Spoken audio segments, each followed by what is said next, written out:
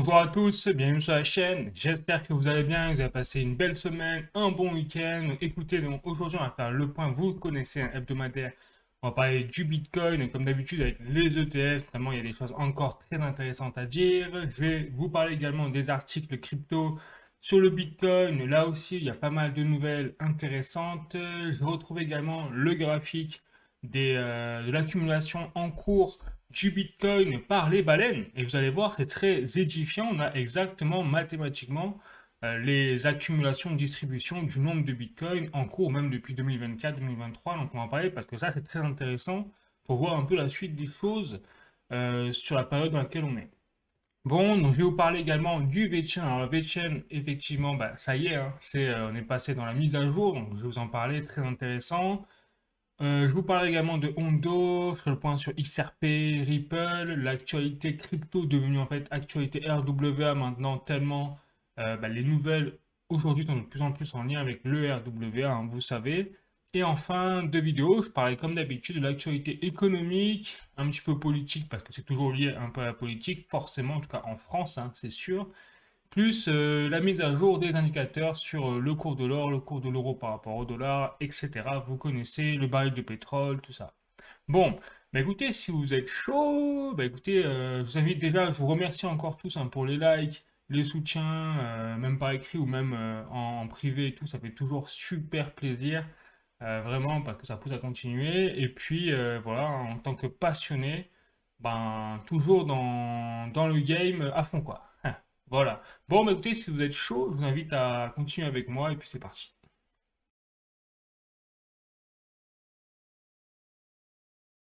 Allez, donc on continue avec les ETF Bitcoin Spot, hein, comme d'habitude, on démarre. Donc là, vous voyez, regardez un peu cette semaine de dingue, encore une fois. C'est-à-dire que là, on a eu une seule journée, c'est-à-dire le 1er juillet, hop, c'est-à-dire, allez, c'est le début du mois, là, hop, on vend ses bitcoins pour... non, non, je rigole, bien sûr. Mais voilà, en tout cas, on a eu une seule journée où on a des capitaux sortants de 342 millions de dollars. Mais sinon, tout le reste, vous voyez, c'est que des flux entrants. Et ça depuis 2 semaines. Donc on a eu vraiment le vilain canard, là, c'est-à-dire le 1er juillet. On ne sait pas ce qui s'est passé ce jour-là. Mais tout le reste, vous voyez, et d'ailleurs le 2 et le 3 juillet, on a largement comblé le gap en fait du 1er juillet. Donc on a fait 1 milliard en fait de capitaux entrants en seulement 2 jours du 2 au 3 juillet. Voilà, et donc on atteint du record absolu, hein, je rappelle, qui serait de 50 milliards. Mais là, si ça continue cette semaine dans cette voie-là, cette semaine, on fait exploser clairement les 50 milliards de dollars injectés sur les ETF Bitcoin Spot. Donc, qu'est-ce que ça veut dire? Eh bien, encore une fois, je me répète, hein, ça veut dire que les institutionnels sont en train d'injecter toujours plus d'argent dans le marché du Bitcoin, tout simplement par la confiance à travers les gestionnaires d'actifs comme BlackRock, Fidelity et compagnie. Parce que vous voyez que les leader du marché aujourd'hui, qui c'est? Eh bien, c'est BlackRock, tout simplement. BlackRock ont totalement pulvérisé en fait le marché des ETF Bitcoin Spot, hein, et ils ont laissé sur le carreau à peu près tout le monde, excepté Fidelity, qui est loin derrière avec leurs 12,12 milliards voilà, sur le pactole, on va dire. Donc, aujourd'hui, voilà, c'est BlackRock qui mène là-dedans. Donc, pour tout ce qui est maintenant les ETF Ethereum Spot, regardez, eh bien, c'est pareil. On a eu quelques jours, on a eu des sorties, mais l'ensemble, là aussi, continue en fait de pousser vers les hauts. Et on a même eu un record encore au 3 juillet vous voyez, 2025 avec 148,5 millions de dollars injectés en plus sur les ETF Ethereum Spot. Et donc, au total, nous sommes à 4,41 milliards de dollars injectés sur les ETF Ethereum Spot. Et ça, c'est un record, encore une fois, absolu pour Ethereum. Donc, les capitaux aussi se dirigent vers les altcoins également. Très intéressant ça. Bon, donc du coup, maintenant je passe aux articles, hein. Vous connaissez la chanson. Donc là, je suis sur un article de cryptost.fr. Bitcoin, l'ETF spot EBIT de BlackRock est plus rentable que son fonds S&P 500. Alors, je sais pas si, quand même, pour les personnes qui sont initiées un peu à la bourse, je sais pas si vous imaginez la folie que c'est. C'est-à-dire que en seulement 2 ans, même 1 an et demi de lancement, les ETF Bitcoin Spot de BlackRock ont fait mieux que le lancement du S&P 500, quoi. C'est un développement, voilà, c'est écrit ici, c'est un développement historique qui éclipse désormais les revenus de son fonds emblématique. C'est ça, dédié à l'indice S&P 500, c'est-à-dire c'est l'indice numéro 1 de BlackRock. à la base, le S&P 500 depuis des années, des dizaines d'années. Et là, le Bitcoin, il arrive, boum, en un an, il pulvérise les records. Voilà. Voilà pour vous dire un petit peu, quand je vois les gens qui se posent la question sur le Bitcoin, qui se disent mais qu'est-ce qui se passe, ou Bitcoin, maintenant c'est fini, c'est pour ça a oublié, ou ça va, ou c'est la bulle des tulipes, par exemple. Bah non, parce que là, vous voyez, les institutionnels continuent d'acheter en masse du Bitcoin. Donc non, ce n'est pas la bulle du tulipe, clairement. Voilà. Ensuite, je continue avec un article de cointribune.com. La demande en Bitcoin plonge de 895 000 Bitcoins malgré les achats d'ETF. Donc là, qu'est-ce qui se passe? Il se passe qu'on voit vraiment qu'il y a une dissonance tout à fait en deux parties, hein. Et d'un côté, vous avez les institutionnels qui achètent des Bitcoins à travers les ETF. Et de l'autre côté, vous avez les particuliers voilà, qui paniquent et qui en fait se désillusionnent clairement du marché crypto et qui vendent leurs Bitcoin. Voilà. Donc, après, le marché subit une chute brutale de la demande globale à hauteur de 895 000 bitcoins. Donc après, il n'y a pas que les particuliers. Il y a aussi quelques institutionnels, bien évidemment. Mais on va dire que vraiment, la tendance actuelle, c'est vraiment les particuliers qui vendent leur bitcoin au profit des institutionnels. Donc ne vous faites pas avoir, s'il vous plaît. Ne vendez pas vos bitcoins pour les offrir sur un plateau d'argent ou en or, hein, pour le coup, aux institutionnels qui se gavent en Bitcoin. Pourquoi ils se gavent en Bitcoin? C'est ça la question que tout le monde devrait se poser. C'est pourquoi aujourd'hui les institutionnels achètent autant de Bitcoin? C'est parce qu'ils savent quelque chose.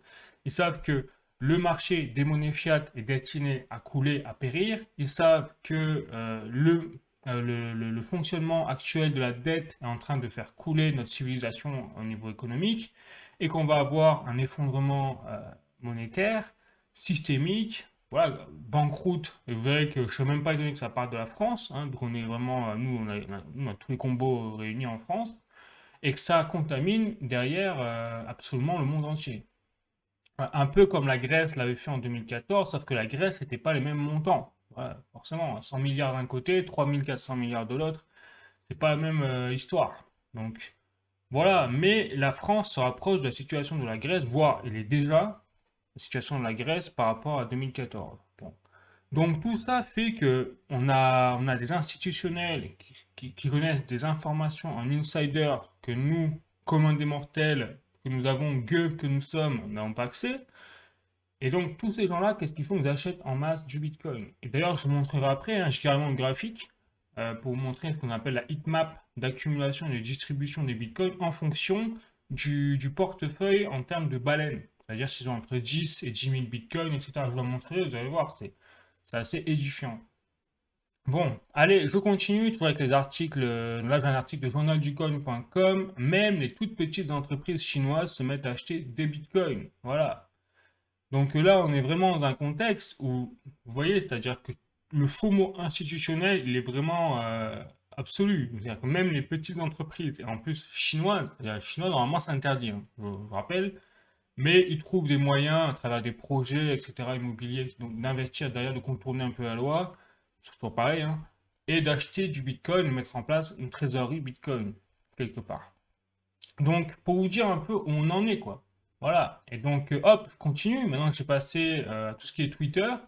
Et là, j'ai un tweet donc, de H Crypto qui fait référence donc, au graphique du Global Money Supply. Vous savez, le IM2, très célèbre. Et donc, que fait en ce moment le IM2? Il n'arrête pas d'exploser. Et donc là, c'est quand je vous dis qu'on est à l'aube d'un crash monétaire, même pas boursier, hein, vraiment monétaire mondial, c'est parce que justement, c'est-à-dire que comme on a une crise des dettes et qu'on n'a pas le choix au niveau mondial de faire fonctionner la planche à billets pour financer les budgets publics de tous les États, mais nous la France, alors nous on est champions du monde hein, là-dessus, donc encore plus nous en France, eh bien on a une explosion et des records sur records depuis 2024, regardez, en fait du global money supply, tout simplement. Et donc, on voit bien que quand on fait la corrélation avec les cours du Bitcoin, eh bien, le cours du Bitcoin a tendance à suivre justement la Global Money Supply. Donc, on est encore loin, si on suit cette tendance-là, on est encore très loin d'avoir tout vu sur les prix du Bitcoin, tout simplement. Voilà, vous voyez, ça ferait péter les scores, là. Et toutes les semaines, on a un nouveau record maintenant, ou quasiment toutes les 2 semaines, un nouveau record du Global Money Supply. Ça, c'est très important à comprendre, parce que là, par exemple, ce tweet, On va dire, il ne parle que de la relation entre le global money supply, donc l'impression d'argent mondial, le volume d'argent qu'il y a au niveau mondial, et le Bitcoin. Mais ce qu'on devrait vraiment dire sur le fond, qui devrait vraiment interpeller, c'est plutôt le fait, mais comment ça se fait qu'on n'est pas dans l'ère Covid, on n'est pas dans l'ère, on n'est plus dans l'ère du quoi qu'il en coûte au niveau mondial, dans l'ère où il faut fonctionner à la planche à billets pour financer les confinements et compagnie, mais qu'on a une réaction agressive d'impression d'argent encore plus forte que lors du Covid quasiment. Ça, ça devrait interpeller quand même. C'est-à-dire qu'on est dans une situation où c'est devenu la normalité. C'est-à-dire que l'impression d'argent qui était exceptionnelle durant le Covid est devenue aujourd'hui une normalité à l'échelle mondiale. Tellement, en fait, le système est en train de s'emballer, quoi. Voilà. Donc maintenant, quand on fait le parallèle avec le Bitcoin et son attrait de valeur refuge et l'engouement des institutionnels pour le Bitcoin, bon, bah, pas besoin d'être un génie. Voilà, vous faites le lien, quoi. Ils se mettent dans le Bitcoin justement parce qu'ils savent que derrière, le système monétaire est à bout de course et que ça s'accélère, vous voyez. Donc ça veut dire que l'inflation va s'accélérer, puisque je rappelle, hein, global money supply, plus vous avez d'argent en circulation, moins il y a de valeur sur cet argent. C'est la loi de l'offre et de la demande. Donc plus ça va continuer, plus on va avoir d'inflation au niveau mondial, et ainsi de suite, et moins on aura de pouvoir d'achat, et plus ça va être compliqué, et ainsi de suite. Ouais, vous connaissez, ça s'appelle la crise économique. Bon, comme le Liban, le Venezuela, l'Argentine l'ont vécu pendant longtemps. Voilà. Et enfin, dernier petit tweet pour la route sur le Bitcoin. Et bien vous voyez là, j'ai un tweet de Jao Wetson qui fait référence à un graphique de Alfractal, donc pour analyse de données. Et donc vous avez la trend de l'accumulation de Bitcoin, c'est-à-dire la heatmap, sur en fait 60 jours. Mais vous voyez là, c'est reporté jusqu'à octobre 2023. Donc on a vraiment la situation en fait, de l'engouement des baleines, entre guillemets, qui sont classées ici, vous voyez, entre 0,01 Bitcoin en possession jusqu'à supérieur à 100 000 Bitcoin en possession. Et donc, vous voyez bien que là, vous avez l'échelle d'accumulation, c'est-à-dire que quand c'est en rouge, eh bien, ce sont des distributions. On n'est plus dans l'accumulation, on est dans la distribution, c'est-à-dire que les baleines vendent leur Bitcoin. Et quand vous êtes en bleu, on est dans l'accumulation absolue, c'est-à-dire que les baleines achètent massivement du Bitcoin. Et qu'est-ce qu'on peut constater déjà? C'est que bah, regardez que la majorité déjà du fonctionnement d'accumulation et de distribution, il est dans les mains des vraies baleines, c'est-à-dire pas des gens comme, c'est-à-dire comme les particuliers, hein, qui ont entre 0 et jusqu'à aller 10 bitcoins. Voilà, ça c'est, on va dire, c'est monsieur Jean tout le monde qui a acheté grossièrement du bitcoin, voilà, parce que ça fait plaisir. Bon. Mais regardez ici, il n'y a pas vraiment d'activité dans cette zone-là d'accumulation forte ou de distribution forte. Aujourd'hui, tout ce qu'on peut constater, c'est qu'on est dans une distribution légère. Regardez, tout est un petit peu dans le rouge. Ça veut dire quoi? Ça veut dire que depuis 2024, notamment même depuis juillet 2024, qu'est-ce qui se passe? Eh bien, il se passe que les particuliers ont tendance plutôt à distribuer leur Bitcoin, c'est-à-dire à vendre leur Bitcoin. Voilà, c'est ça que ça veut dire. Donc on a littéralement, mathématiquement, la preuve que effectivement, depuis un an, les gens, voilà, le retail, la masse, vend ses bitcoins. C'est noir sur blanc, enfin rouge sur bleu, je ne sais pas ce que vous... Voilà. Mais c'est là, les données sont là. Et inversement, et là ça devient intéressant, on a entre 10, 100 bitcoins ici, et ça va jusqu'à 100 000. Et donc regardez le portefeuille de 100 000 bitcoins. Alors imaginez un portefeuille de 100 000 bitcoins, vous multipliez par 100 000, bah, on est dans l'ordre des plusieurs dizaines de milliards de dollars en fait. Voilà. Donc ça, là vous voyez, ils sont actuellement en zone de distribution. Mais c'est quelque chose, moi personnellement, que je ne trouve pas, c'est pas un indicateur fiable dans le sens du marché, dans le sens où là, des portefeuilles à plus de 100 000 bitcoins, il y en a peut-être quelques centaines dans le monde. Forcément, il y a des montants tellement énormes que c'est pas la moyenne, quoi. Donc c'est un microcosme très fermé, c'est un club très fermé. Donc peut-être que voilà, ils distribuent pour prendre des profits, mais ils achètent de temps en temps. Vous voyez, ils font vraiment du trading en fait. Voilà. Mais c'est pas la tendance globale du marché. Tellement c'est des portefeuilles dans un club fermé, quoi. Après, là aussi, 10 000 jusqu'à 100 000 bitcoins, pour moi, ça reste aussi quand même un club fermé parce qu'on est quand même là dans plusieurs centaines de millions, voire là, on touche le milliard de dollars. Mais ils sont en zone, on va dire, d'accumulation actuellement et ils ont une grosse zone de distribution, vous voyez, durant le mois d'avril, donc quand il y a eu les corrections là, de 2025, entre mars et avril 2025, et ben ces baleines-là avaient une grosse distribution, avaient pris des profits en fait. Et aujourd'hui, ils commencent à réaccumuler doucement. Mais là aussi, c'est pas une tendance de marché. Ceux qui font la tendance de marché, c'est plutôt entre 1000 et 10 000 bitcoins et 100 à 1000 bitcoins. C'est là où on retrouve en fait la tendance de marché. Pourquoi? Parce que c'est là où vous avez l'accumulation du nombre de personnes en fait. C'est-à-dire que là, on va dire, vous avez peut-être 1% des baleines qui sont, ou des personnes à l'échelle mondiale, donc qui sont à la crypto, qui ont supérieur à 100 000 bitcoins. Pour 10 000, 100 000, vous avez peut-être 5%. Voilà. Et là, quand vous descendez 1000 à 10 000, vous commencez à avoir les 20% peut-être, 15-20%. Et enfin, de 100 à 1000 bitcoins, c'est peut-être là où il y a le plus gros panier en cours, c'est-à-dire c'est de l'ordre du 40% peut-être, 30-40%. Et après, tout le reste, c'est en bas, quoi. Enfin, le hitmap, c'est la masse, le retail. Donc, la tendance de marché, c'est-à-dire même psychologique, elle se retrouve là, entre 1000, 10 000 bitcoins et entre 100 et 1000 bitcoins. Voilà. Mais plus dans les 100 et 1000 bitcoins, vous l'avez compris, c'est là où il y a vraiment le plus gros nombre de millionnaires. Bon. Et donc, qu'est-ce qui se passe? Eh bien, vous voyez que là, entre 1000 et 10 000 bitcoins, on est plutôt dans une phase de distribution actuellement. Et en fait, ils prennent leur profit. Mais là aussi, ils prennent leur profit depuis quand même pas mal de temps. C'est-à-dire qu'ils ont une phase d'accumulation un petit peu en avril 2025. Mais pour le reste, ils sont plutôt en train de vendre. Ah, c'est plutôt intéressant. Donc, il y a un combat, en fait, entre les baleines, même entre elles, hein, on voit. Mais là où c'est flagrant, c'est entre 100 et 1000 bitcoins. Alors, je rappelle quand même qu'entre 100 et 1000 bitcoins, là, on parle de plusieurs centaines de millions de dollars hein, de portefeuille, hein, quand même. C'est-à-dire, c'est pas, voilà, c'est pas 10 000 balles. Hein. Oui, quand vous faites la multiplication par rapport à 100 000 euros, bah, voilà, 1 000 dollars. Et donc là, ce qui se passe, c'est évident. Vous voyez, là, on est dans une accumulation agressive. Et, et ça, ces portefeuilles-là, ce sont les institutionnels.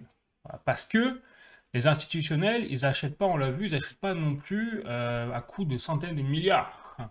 Ils achètent à coût de centaines de millions, une dizaine de millions, donc ils sont soit dans cette zone-là, soit effectivement ici. Ou même les millionnaires particuliers. Donc on voit vraiment que la tendance de marché, là où il y a le plus grand nombre peut-être de personnes millionnaires, que font ce consensus de millionnaires? Ils achètent agressivement, mais vraiment agressivement du Bitcoin. C'est-à-dire que même les baleines qui sont entre 1000 et 10 000 Bitcoins ne sont en phase de distribution, mais c'est pas le rouge cramoisi, quoi. Vous voyez, ils vendent, mais il y a aussi des achats au milieu, etc. C'est plus du trading. Là, c'est pas du trading, hein. Entre 100 et 1000 bitcoins, c'est carrément, c'est du bleu cramoisi. Ils sont dans l'accumulation globale. Et d'ailleurs, quand vous avez la moyenne du heatmap d'accumulation, on voit bien qu'on a un record absolu quasiment dans le nombre de bitcoins accumulés, en fait. Voilà, et c'est ça qui est intéressant. Ça veut dire qu'aujourd'hui, on est dans une phase, quand on fait le global du marché, d'accumulation de bitcoins. Et quand on dit accumulation de bitcoins, c'est pour ça que ça colle tout à fait avec le fait qu'on a de plus en plus un ATL, c'est-à-dire un low sur les plateformes exchange du nombre de bitcoins en disponibilité. C'est parce que bah, y a de plus en plus d'accumulation et une accumulation plus forte avec le temps de bitcoin, à part les millionnaires et les institutionnels en fait. C'est ça là que nous dit ce graphique quelque part. Donc on est très loin, en fait, on est très loin des phases, des cycles précédents. On s'est dit on a eu un top du bitcoin, tout le monde vend. Là, c'est pas le cas. Vous voyez, on est très loin de cet aspect-là. Et c'est là où je dis qu'il y a un changement peut-être du marché dans le Bitcoin avec un changement au niveau des cycles. C'est qu'aujourd'hui, ces millionnaires-là, pourquoi ils achètent le Bitcoin? C'est ça que c'est intéressant d'analyser. C'est qu'on n'est plus, peut-être en 2020 ou en 2017, on dit on achète du Bitcoin pour revendre dans 3 ans parce que bah, c'est pour aller voilà, après sur les îles Canaries, bien comme il faut, avec le petit soda et le petit cocktail parce qu'on est devenu millionnaire, en gros. Non, là, c'est des millionnaires qui sont déjà millionnaires, voilà, ou des institutionnels qui ont déjà une trésorerie à droite à gauche, qui en fait changent tout simplement, et qui diversifient leur portefeuille et qui convertissent en fait quoi? dans le fond, bah, ils convertissent de la monnaie shitcoin, c'est-à-dire du dollar, de l'euro, mais surtout du dollar, parce que les millionnaires euros, je ne sais pas, à voir, mais surtout, voilà, des monnaies fiat en bitcoin. C'est ça qui est en train de se passer, en fait. C'est ça qu'on est en train d'assister là.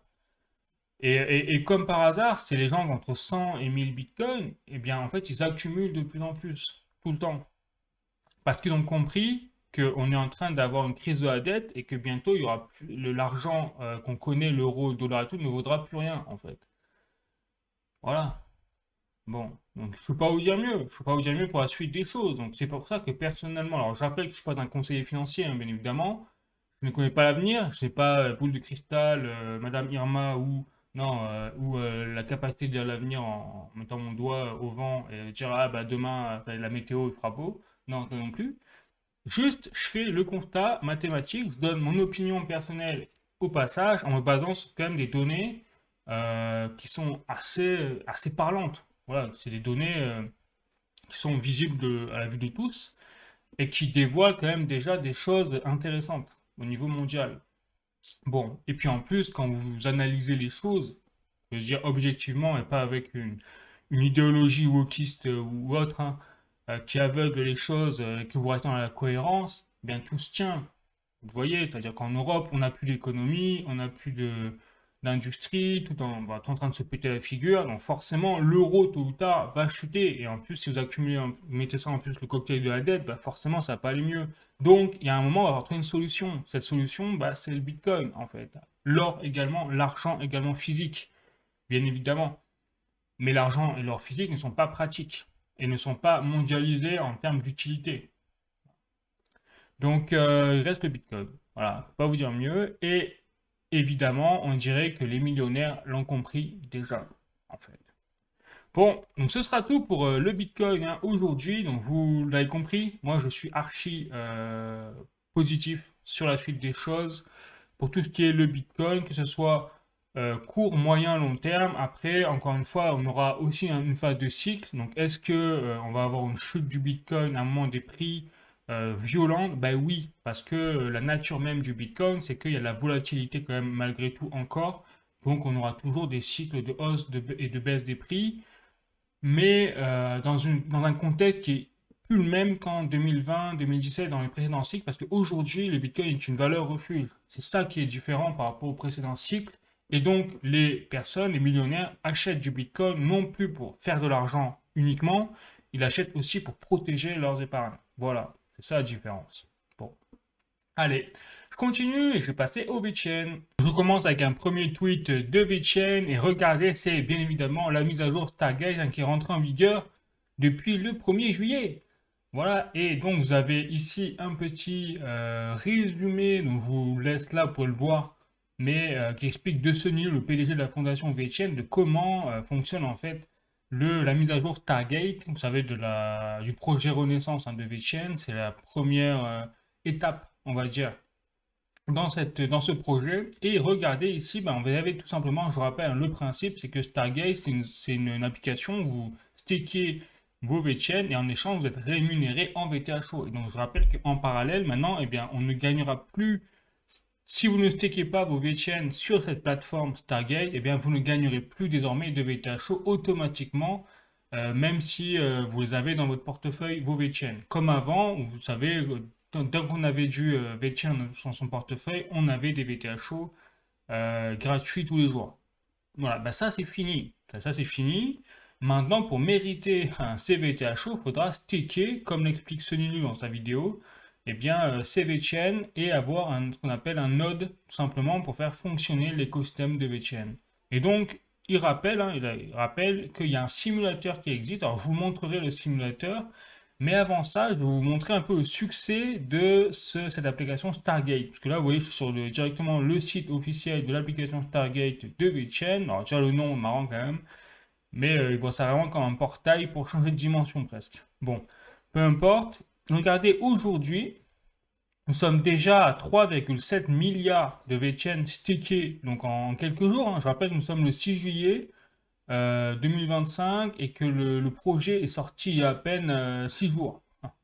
Et il y a déjà 3,7 milliards de VeChain donc stakés avec un supply, parce que je rappelle que quand vous stakez vos VeChain en fonction d'un node, hein, je vous montrerai après les nodes, et bien vous êtes récompensé derrière en NFT qui vous assure que tant que vous avez ce NFT dans ce portefeuille, dans votre portefeuille, et bien les récompenses sont liées au NFT.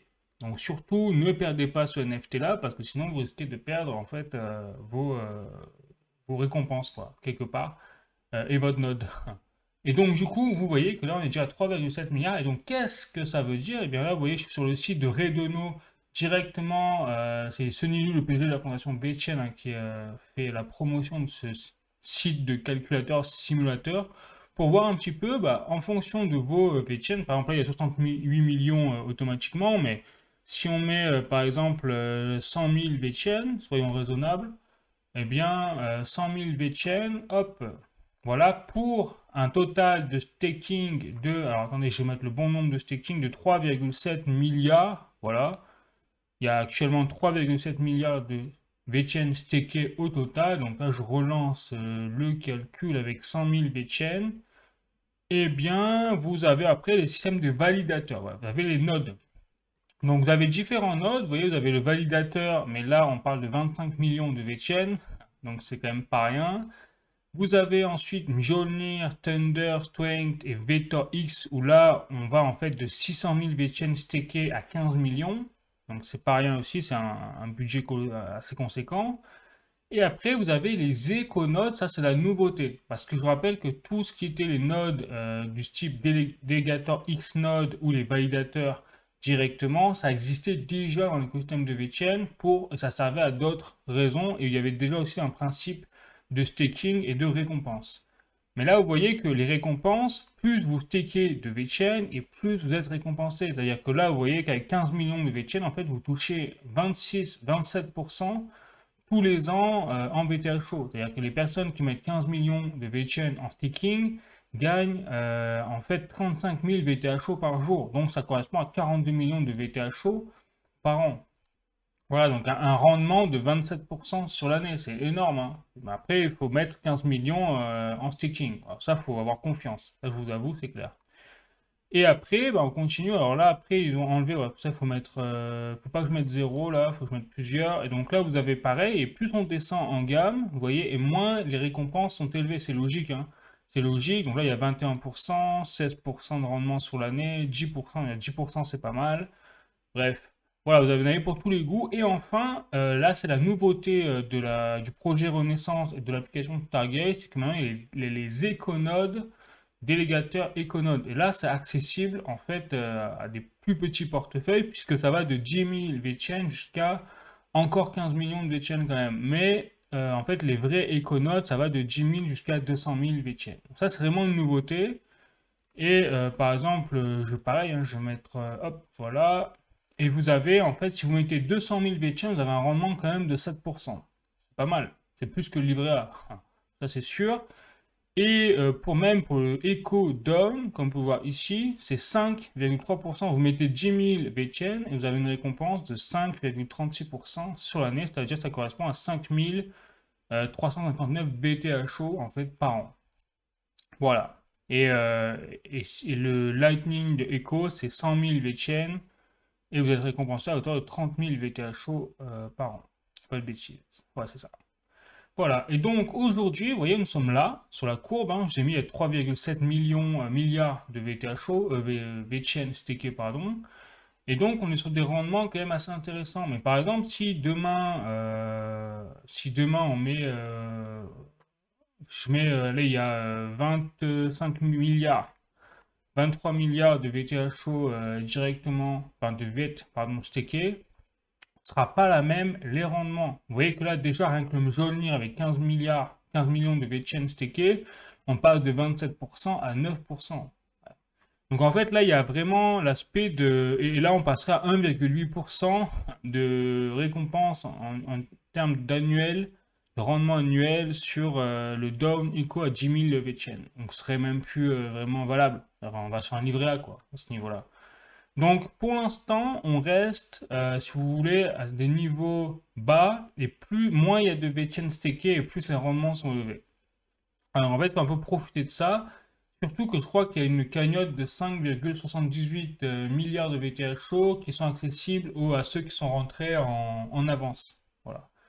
Donc, à ne pas négliger, quand vous faites la simulation, pensez à une chose, que plus il va y avoir de monde qui va staker ces VeChain, et moins vous aurez de récompenses annuelles, forcément, c'est logique. Donc, plus vous arrivez tôt, et mieux c'est pour vous. En fait, si vous avez l'intention de faire fonctionner ce système-là. Bon, donc plutôt, voilà, on comprend comment ça fonctionne. Maintenant, à voir comment ça va évoluer, si ça va marcher, s'il va y avoir de plus en plus de VeChain stakés, parce que je rappelle que plus il y a de VeChain stakés, mieux c'est pour bien le prix du VeChain, hein, parce que c'est des VeChain sortis de la circulation. Bon, donc à voir comment ça va évoluer, en sachant qu'il y a 3,7 milliards de VeChain qui sont stakés sur un supply maximal de 80 milliards de VeChain existants. Bon, donc on va voir comment ça évolue. Alors après, moi je crois pas qu'à un moment où ça va... Je pense qu'il y a un moment où ça va stagner, il n'y aura pas de VeChain staké à vie, tout simplement parce que ça dépend du nombre de holders. Donc, tant qu'il n'y a pas un nouvel attrait des investisseurs sur le VeChain, eh bien, on ne peut pas dire qu'on va arriver à tout the moon en nombre de VeChain stakés, etc. Voilà, ou alors, il faut vraiment qu'il y ait des avantages quand même autres peut-être que le staking en lui-même. Il y a des avantages sur les NFT, sur les applications, dans BYB, ce genre de choses, quoi, en termes pour faciliter encore plus l'accès à d'autres avantages multifonctionnels, hein. Voilà, ça c'est un peu moi ce que je ferais à leur place aussi. J'ouvrirais les portes à un monde réel, puisqu'on a la tokenisation d'actifs du monde réel. Donc j'ouvrirais par exemple à certains NFT. Vous avez staké sur un Econode de 10 000 VeChain, bien vous avez accès à peut-être une réduction, je sais pas moi, sur les applications tierces, notamment sur Better DAO, ou alors vous avez un rendement de B3TR plus conséquent que les autres, par exemple. Voilà. Donc ce genre de choses est aussi à travailler pour eux, mais je pense qu'ils sont, enfin, ils sont intelligents, hein, donc ils sont en train de voir tout ça, et puis c'est vraiment, ils ont fait du bon boulot, quoi. C'est clair. Ils sont arrivés à mettre en place, en tout cas, les choses. Ça que j'aime bien chez VeChain, c'est qu'ils sont carrés. C'est-à-dire, ils mettent les choses en place, ils le disent, ils le font, en temps voulu, en temps réel. Ils disaient qu'ils devaient sortir la mise à jour Stargate le 1er juillet, ben ils l'ont fait, ils ont été très ponctuels, et ça, c'est vrai que c'est des équipes qui n'ont jamais laissé tomber le développement ou des choses comme ça. Bravo. Donc ça, c'est vraiment un signe d'une équipe vraiment solide derrière. Et donc, derrière, bah, forcément, on a eu cette semaine, regardez, VeChain s'est posé en second, c'est-à-dire en deuxième place, dans tout ce qui est l'écosystème, enfin l'engagement par les écosystèmes avec 1,81 million d'interactions, notamment sur les réseaux sociaux, sur Twitter. Et ça, derrière Link, quand même, qui est le leader en termes de RWA, parce que je rappelle que là, c'est par rapport au projet du RWA. Donc très intéressant, ils ont même été devant HBAR, vous voyez, et Avax, qui est pourtant un très gros projet, ou même Ondo, qui est en train de tout raser sur son passage, hein, avec, vous savez, la tokenisation des bons du trésor. Donc VeChain, vous voyez, malgré son effet de niche dans le RWA, est en train vraiment de susciter de l'intérêt à travers la planète, hein, entre guillemets. Et ça, c'est très bon justement pour attirer de nouveaux investisseurs. Voilà. Donc plutôt positif pour VeChain pour le moment. Ensuite, donc là, vous voyez, je passe maintenant à un tweet de VeChain qui dit quand le déping rencontre le RWA. Alors, c'est vrai que si vous n'êtes pas trop dans le secteur crypto, là, je vous ai parlé chinois, mais en gros, déping, c'est vraiment tout ce qui est un peu l'Internet des choses connectées. C'est le monde du RWA, mais dans le monde réel. Et je pense que c'est là où, en fait, VeChain tire son épingle du jeu, c'est qu'ils ont vraiment une main, ou un pied, enfin, une jambe, dans tous les secteurs intéressants, importants du monde réel des actifs, dans le sous-narratif du RWA. Je ne sais pas si je me suis bien exprimé, mais en gros, dans le RWA, vous avez plusieurs sous-narratifs. Vous avez donc la tokenisation des actifs, la tokenisation des bons du trésor américain, et la tokenisation des actions réelles. Donc là, pour l'instant, VeChain sont la tokenisation des actions réelles, on le voit bien avec la plateforme VBetterDAO, mais il y a aussi tout ce qui est l'aspect monde réel avec l'Internet des choses, donc ce qu'on appelle l'IoT, et VeChain sont aussi là-dedans. Et donc notamment, l'exemple, c'est avec Nubila Network, c'est-à-dire que c'est une application qui est sur la plateforme VBetterDAO, et qui permet tout simplement de récompenser les utilisateurs qui ont acheté donc un objet donc de Nubila, hein, c'est-à-dire une sorte de météo portable où vous la mettez dans votre jardin et en fait ça donne la météo très précise. Les informations sont ensuite collectées sur la blockchain à travers une application tierce précise et en fait vous permettez de donner la météo en temps réel avec exactitude et non pas comme on a nous la météo du TF1 ou de France 2 où une fois sur trois, bah, en fait on se retrouve avec du soleil ou de la pluie comme vous l'avez dit quoi. Voilà. Donc là, ce serait vraiment en fait l'objectif de Nubila Network, c'est de créer un réseau d'informations de météo extrêmement précis en temps réel, basé sur la blockchain et sans aucune possibilité de falsification. Toujours pareil, ce qu'on appelle ben, le Internet of Things. Donc, quand le DePIN rencontre le RWA. C'est là la force de chaîne, c'est qu'ils sont en train vraiment, je crois que c'est les seuls qui font ça, hein. Ils arrivent à toucher vraiment le monde de l'accès, le monde réel et la blockchain, la tokenisation, etc.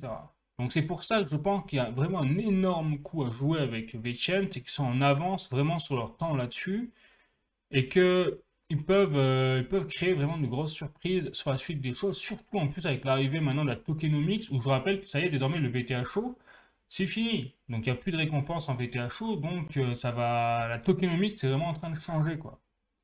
Bon, allez, je continue, et quand je vous dis que VeChain a vraiment tout pour lui en ce moment, hein, en ce moment en tout cas, que là, voilà, j'ai un tweet de Sonny Hull, donc le PDG de la fondation VeChain, qui indique effectivement qu'il fait référence à un tweet quelque part de Rose Alert en lien avec une annonce, vous savez, de Trump, qui déclare en fait Trump dans son communiqué qu'il a annoncé que les combats de l'UFC en fait seraient faits pour la célébration du 250e anniversaire de la création des États-Unis, eh bien, à la Maison-Blanche. Sauf que l'UFC, à la Maison-Blanche, je rappelle que l'UFC, il est sponsorisé par VeChain. Donc, on va avoir une exposition en fait, de VeChain et des logos VBTR-DAO à quasiment l'ensemble des États-Unis, voire le monde entier.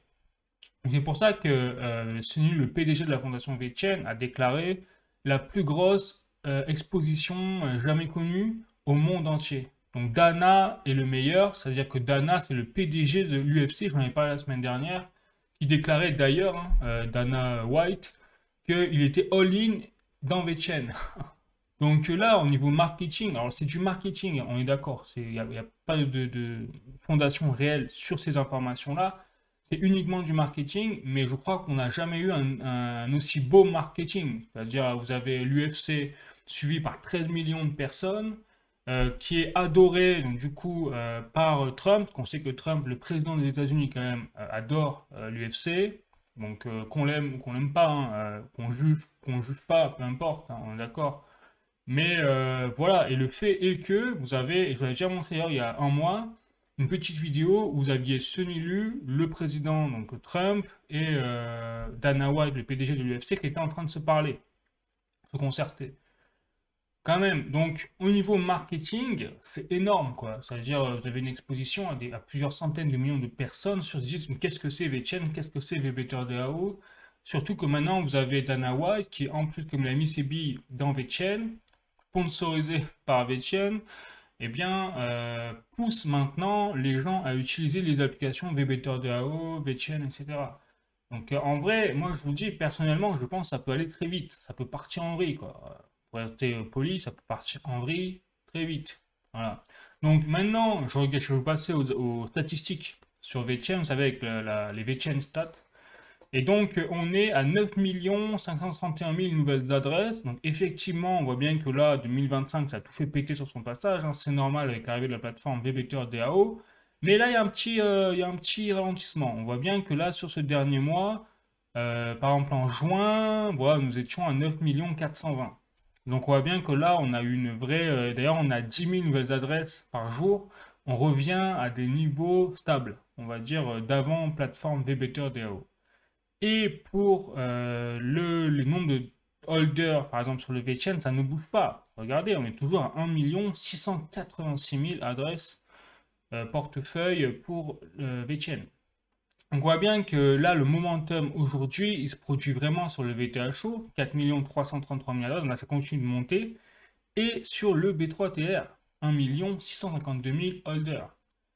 Donc, on n'est pas encore vraiment sorti de l'auberge pour VeChain, hein. Ce que je vous disais, c'est qu'on a, voilà, je vous le disais sans surprise la semaine dernière, faut pas rêver, ça va pas se faire en un claquement de doigts en quelques jours, ça va être un marathon pour VeChain. Donc, c'est pas fini, mais en tout cas, les bases sont extrêmement solides, que ce soit au niveau de la fondation, de la création, soit au niveau du marketing et, on l'a vu, hein, le partenariat avec l'UFC et tout.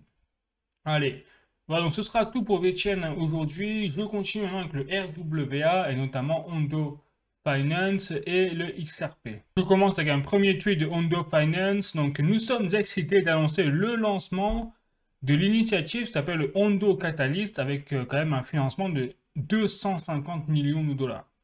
Donc là, on voit bien qu'au niveau institutionnel, on est avec des niveaux quand même jamais vus. C'est-à-dire, pour un projet crypto, Hondo Finance à 250 millions de dollars, on a l'échelle vraiment d'un hedge fund, quelque part, traditionnel.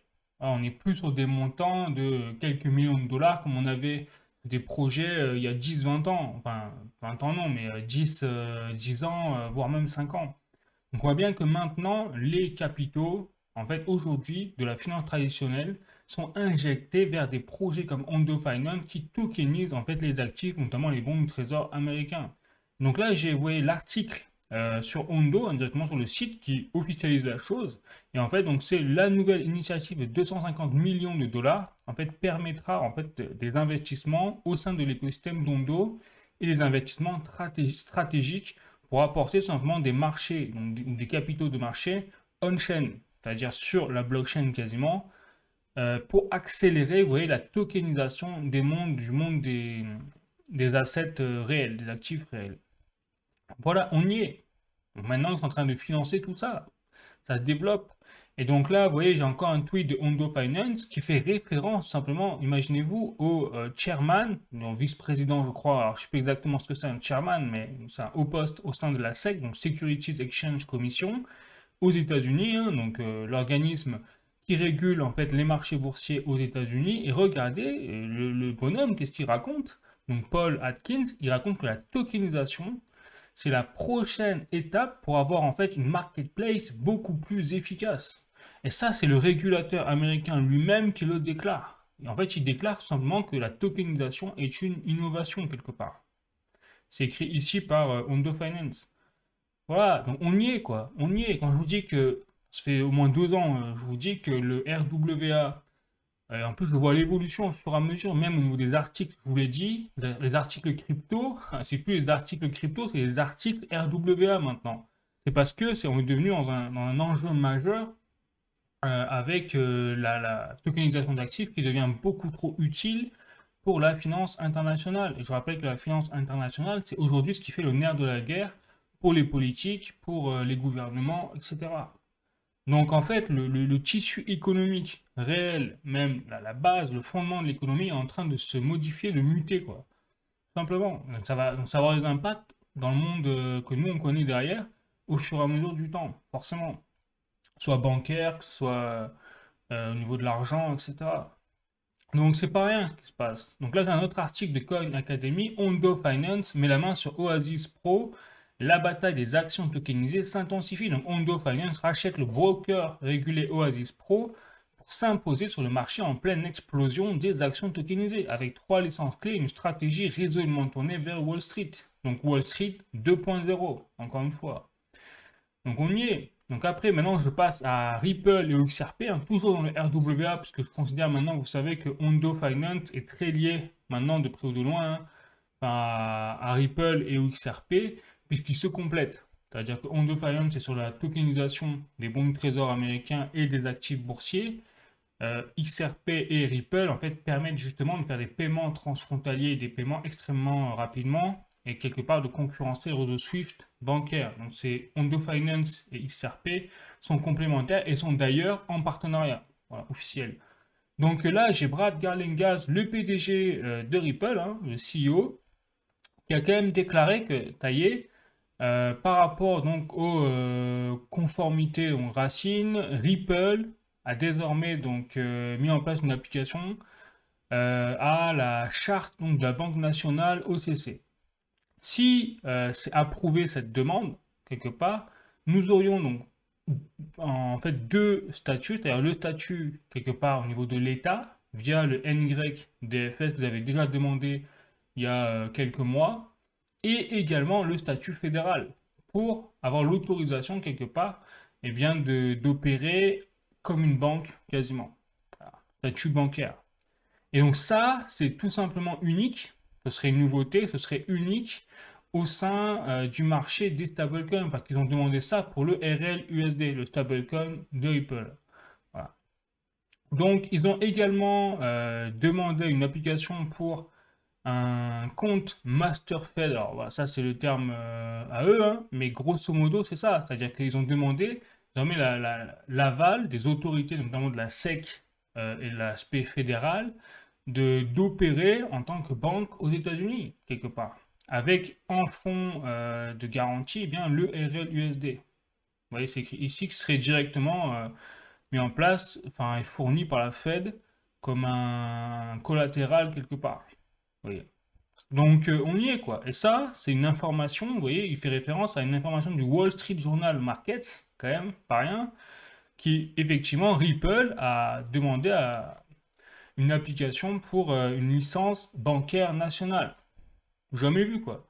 On est là. Donc là, on a carrément une entreprise crypto qui vient de déclarer la guerre hein, à toutes les banques. Ah oui, c'est ça, parce que ils demandent carrément à rejoindre en fait le club fermé bancaire aux États-Unis. Délire quoi. Délire. Donc là, on est vraiment pour Ripple à l'aube d'un franchement flip the switch, comme on dit, ils appuient sur le bouton, ça va être le raz de marée au niveau des capitaux. On n'est pas loin, on n'est vraiment pas loin, et un jour, je vous le dis, un jour on va avoir la nouvelle, comme quoi il y aura un partenariat ou alors des parts de marché prises par Ripple sur le réseau Swift bancaire. Là, j'en suis persuadé, vu comment c'est parti, ben, c'est évident, parce que si Ripple obtient une licence bancaire nationale aux États-Unis, ben forcément, qu'est-ce qu'ils vont faire? Bah, ils vont prendre déjà des parts du marché des banques, mais également du réseau Swift bancaire, au moins en partie aux États-Unis, puisque c'est le principe même de leur objectif. Donc ils vont choper, tous les institutionnels vont vouloir aller dans la banque qui est Ripple, parce qu'ils vont accéder à des frais de transaction extrêmement peu coûteux, minimes, de l'ordre de quelques centimes, quel que soit le montant de la transaction, et surtout à des vitesses inégalées, et surtout avec une infrastructure qui sera disponible 24 heures sur 24, 7 jours sur 7, quoi. 365 jours par an. Voilà, ça, chose que les banques ne peuvent pas faire. Par définition, il suffit en France d'aller à n'importe quelle banque, le week-end, bah, c'est fermé. Vous faites la moindre transaction, vous mettez 2 jours avant de voir vos fonds arriver sur votre compte pour envoyer ou pour recevoir les fonds.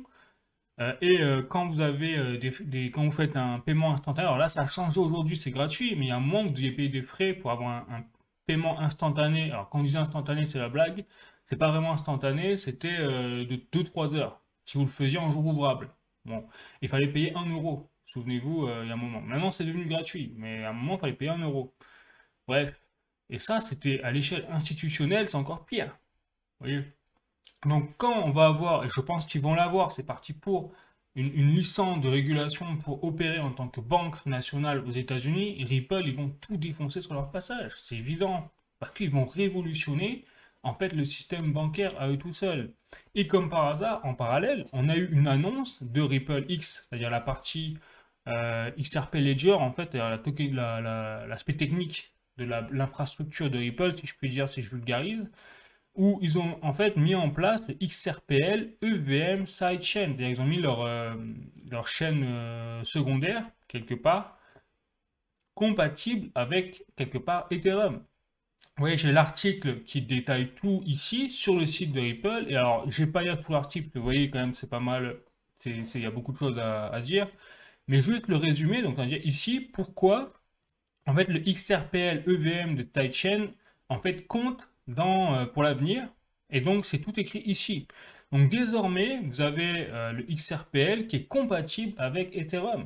Donc là, on a atteint l'interopérabilité avec notamment Solidity, MetaMask, AtAt et beaucoup plus de logiciels, notamment le développement notamment.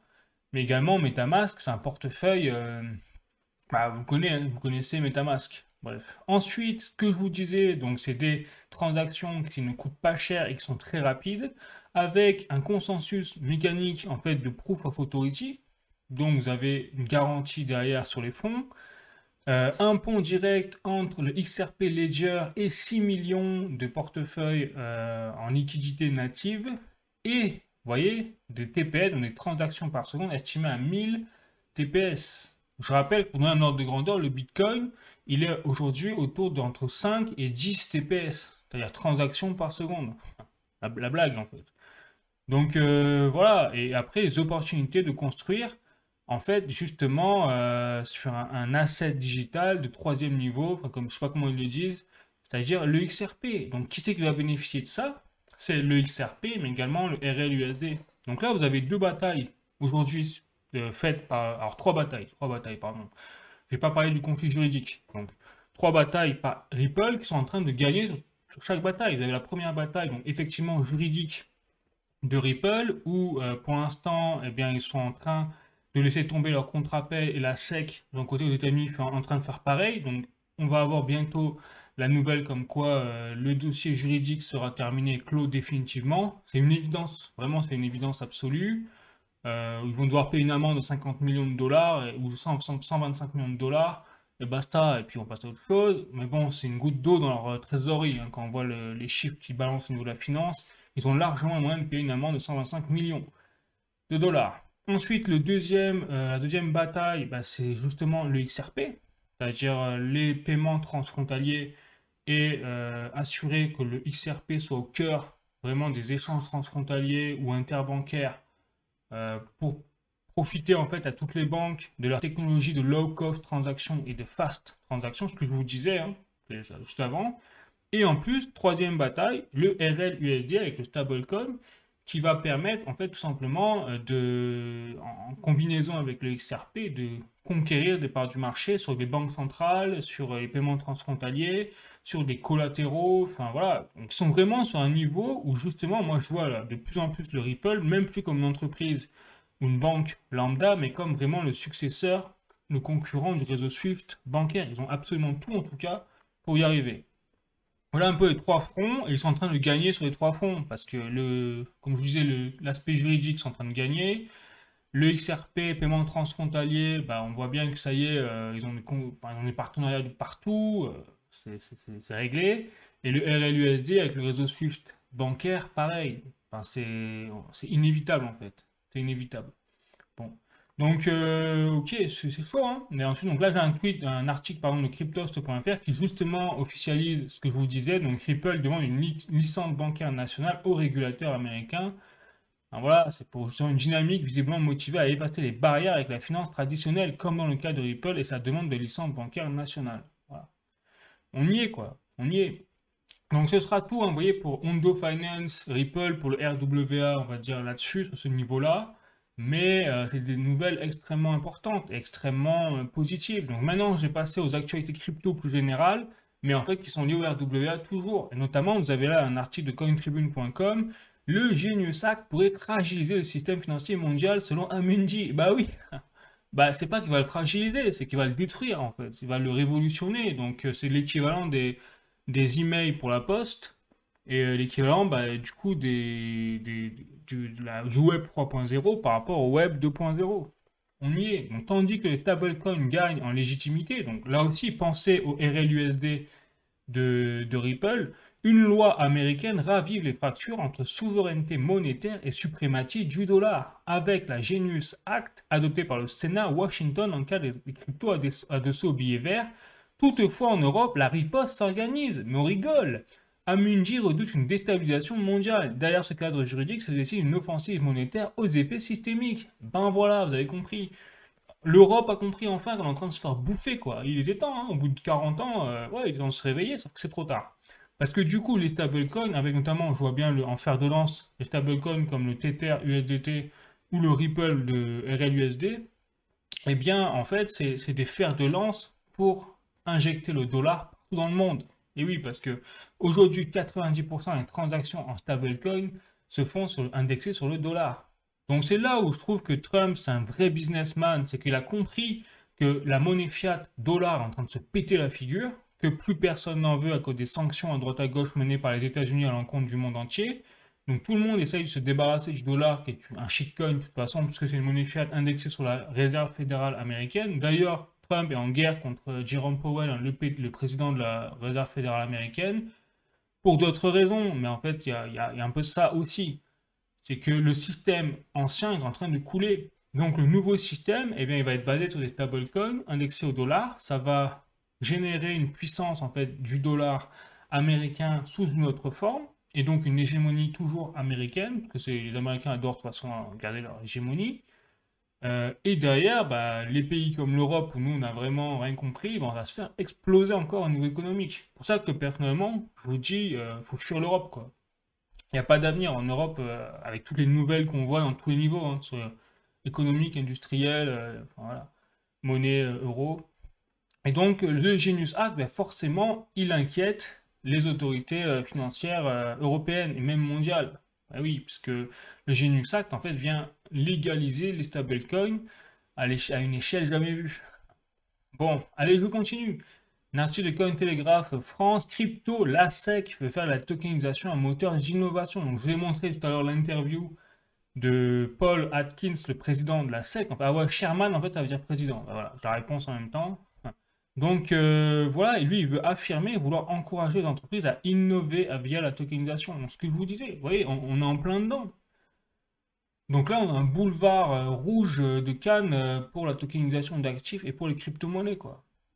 Allez, je continue, et toujours avec un article cette fois de Cointelegraph.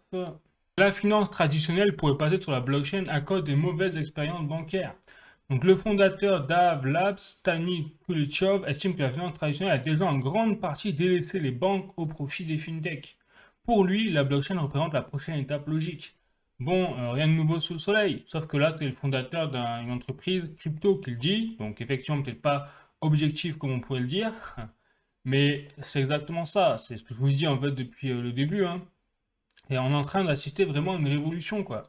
Ensuite, Coin Academy, donc RubX, là aussi prépare un stablecoin en rouble via Rostec sur Tron avant fin 2025. Là aussi dévoile donc son stablecoin en rouble lancé sur Tron par le titan étatique Rostec accompagné de RTPay. On y est, voilà, donc les pays maintenant qui ont compris un peu que les Américains sont en train de lancer une hégémonie, une nouvelle hégémonie de leur économie à travers des stablecoins indexés sur le dollar, eh bien la Russie a contre-attaqué en disant, bah attendez, vous avez votre stablecoin, bah, nous aussi on va mettre notre stablecoin, il n'y a aucune raison, on va mettre le rouble en place. Voilà.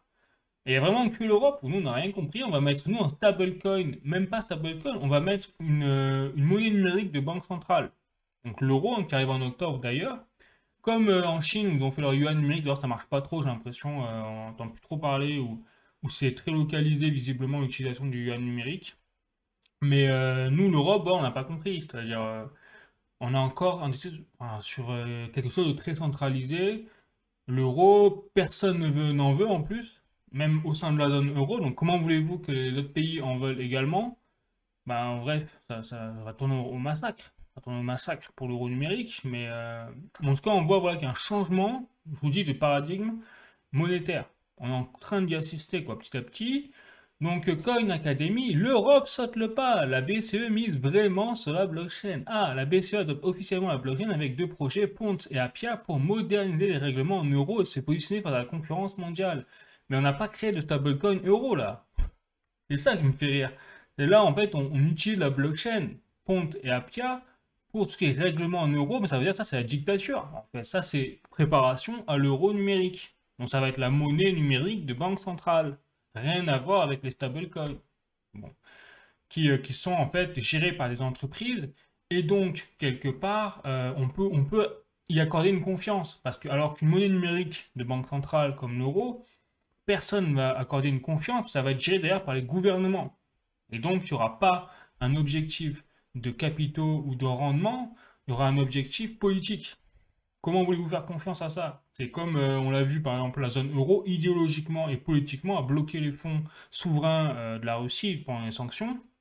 Et donc, qu'est-ce qu'on a fait? Bah, politiquement, on a gelé les fonds russes. Donc, ça a donné un énorme pancarte en disant bah, surtout ne venez pas investir en Europe parce que nous, on peut vous voler vos fonds quand on n'est pas d'accord politiquement avec vous. Voilà, bah, on continue avec ces conneries. Voilà. Donc, dernier article, là sous forme de tweet comme vous voyez de Cointelegraph toujours, sur justement la tokenisation d'actifs. Donc la test en dernier lieu, donc Hong Kong veut régulariser en fait les bons du trésor, puisqu'ils ont mis en place en fait un système qui permet de... Alors third batch, troisième essai apparemment en plein travail, pour tokeniser tout ce qui est les métaux, énergie renouvelable et plus. Voilà, tout ce qui est recyclage, etc. Donc on y est. Même Hong Kong s'y met, même la Chine s'y met à tokeniser les actifs, les choses, tout simplement parce que c'est trop utile.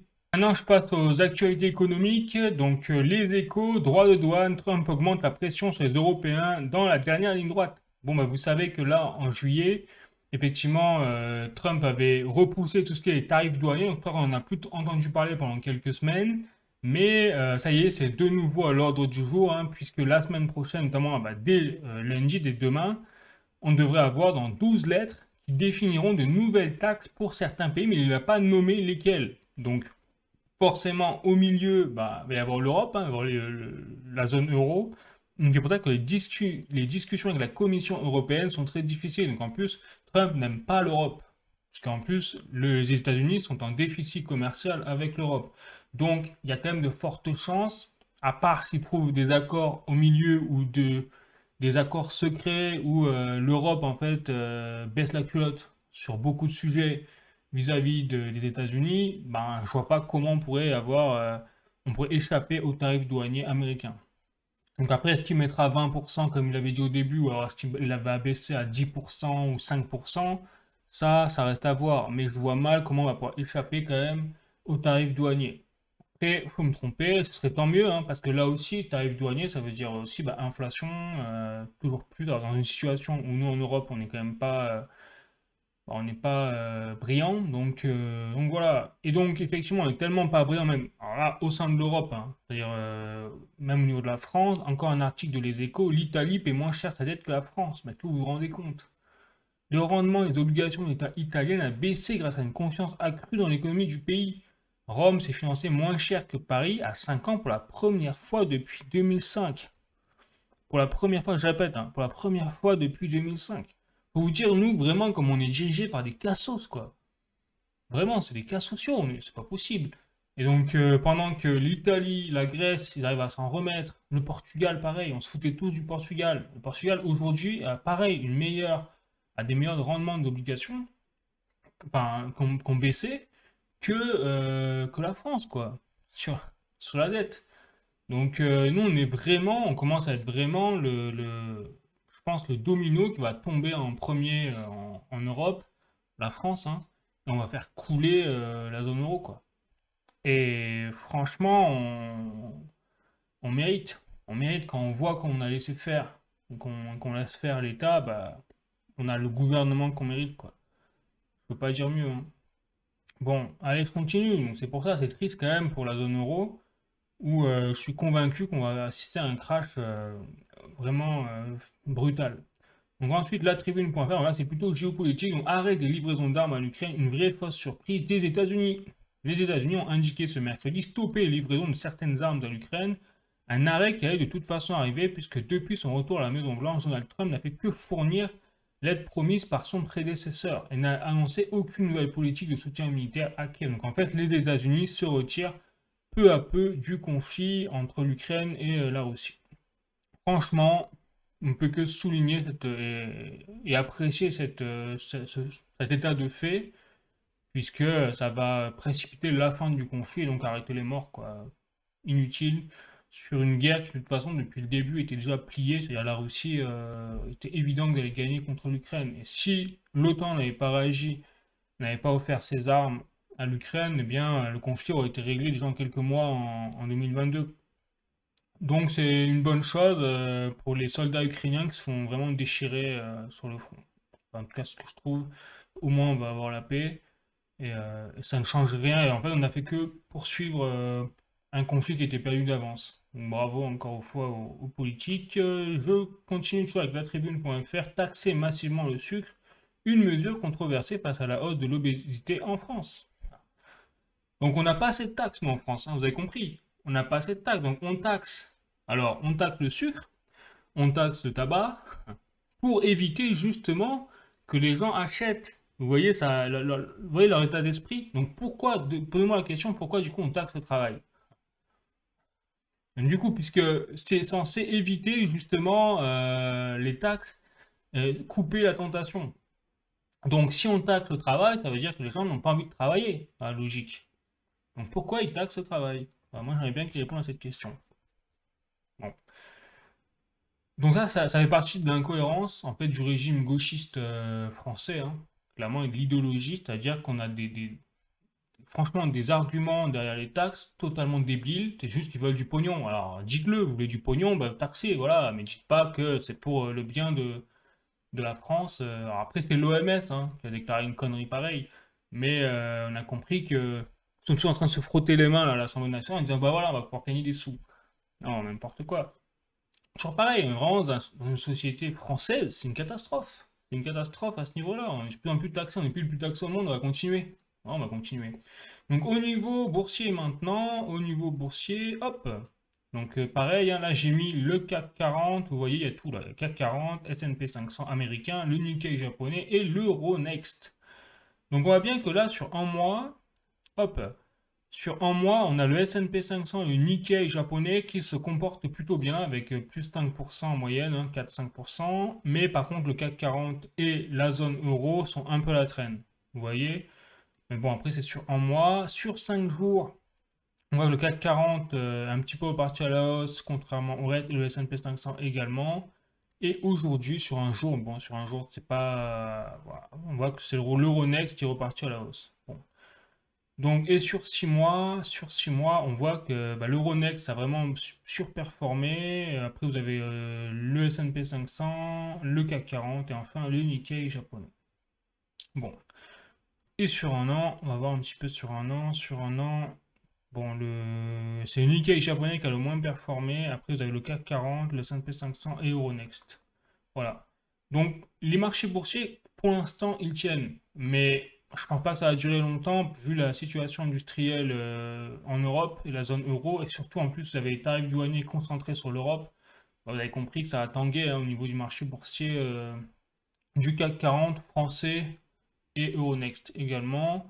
Ensuite, au niveau du cours de l'euro par rapport au dollar, regardez-moi ça. Hop, on est toujours dans un full straight. C'est-à-dire que là, on a vraiment le cours du dollar qui chute, en fait, hein, toujours plus par rapport à l'euro. Alors là, je sais pas pourquoi la courbe ne veut pas s'afficher. Voilà, sur 3 mois, on voit bien que là, ça repart à la hausse, gentiment. Et sur un mois, on voit bien que là, on a bien pulvérisé le dollar, hein, l'euro. Mais vous avez compris qu'en fait, c'est pas l'euro qui monte, c'est le dollar qui baisse, sous volontariat vraiment affiché de Trump pour relancer justement la machine économique américaine. Mais après, c'est risqué quand même. Je trouve que c'est quand même risqué de faire baisser autant le dollar dans une période en plus instable géopolitiquement. Bon, après, c'est un pari, hein, à voir si ça a marché pour lui, Trump. Mais quoi qu'il en soit, aujourd'hui, l'euro surperforme le dollar. Au niveau du baril du pétrole, ça repart à la baisse. Regardez, donc on voit bien que la guerre des 12 jours, là, ou 13 jours, entre l'Iran et Israël est derrière nous. Bon, après, méfions-nous, hein, c'est vraiment une poudrière là-bas, ça peut reprendre n'importe quand. Mais en tout cas, aujourd'hui, les marchés boursiers qui savent des choses considèrent que c'est plutôt derrière nous. Donc ça, c'est une très bonne chose. On va pouvoir souffler sur même l'éventualité d'un choc pétrolier. Ça, c'est génial. Au moins ça. Une guerre en moins, quoi, on va dire. Et l'or, lui, qu'est-ce qu'il nous dit? Bah, l'or, il est reparti un peu à la hausse cette semaine. Regardez. Donc, toujours pas très confiant l'or par rapport à l'euro, hein. Il est en train de nous dire, bah, faites attention à l'euro. Je ne crois pas en cette merde. Voilà. Donc, sur ce, bah, écoutez, ce sera tout hein, pour aujourd'hui. N'hésitez pas à mettre un like si vous avez aimé la chaîne, si vous avez aimé la vidéo, vous avez appris des choses surtout. N'hésitez pas à me dire en commentaire si vous avez des choses à dire, hein, même que j'améliore ou autre, ou des choses que vous voulez que je creuse plus en détail, ou à modifier ou autre, il n'y a aucun souci là-dessus, on est là pour ça. Et puis sinon, n'hésitez pas aussi à vous abonner à la chaîne, ça fait toujours plaisir d'avoir plus de monde. Je vous remercie aussi encore au passage hein, pour les likes, les soutiens et tout, c'est vraiment sympa. Et puis sinon, je vous dis à la prochaine, je vous fais la bise. Ciao